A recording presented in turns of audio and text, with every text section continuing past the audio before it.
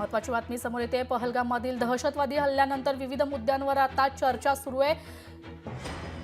पहलगाम दहशतवादी हल्ल्यानंतर विविध मुद्द्यांवर चर्चा करण्यासाठी आता जम्मू काश्मीर विधानसभेचे विशेष अधिवेशन बोलवण्यात आले। तर जम्मू आणि काश्मीरचे उपराज्यपाल मनोज सिंह यांनी पहलगाममधील भीषण दहशतवादी हल्ल्यावर चर्चा करण्यासाठी आज विधानसभेचे एक दिवसीय विशेष अधिवेशन बोलवले। पहलगाममधील दहशतवादी हल्ल्यानंतर विविध मुद्द्यांवर चर्चा करण्यासाठी विधानसभेचे विशेष अधिवेशन बोलवण्यात आल्याची माहिती अधिकाऱ्यांनी दिली आहे।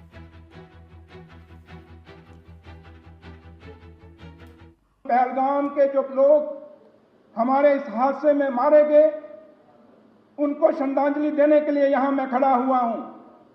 उसके साथ साथ पहलगाम का वो घोड़े वाला शहीद आदिल हुसैन शाह साहब, उनकी शहादत को भी हम नहीं भूल सकते कि पहलगाम का आखिरी यह हमला होना चाहिए। यह जम्मू कश्मीर में से आगे कोई हमला नहीं होना चाहिए।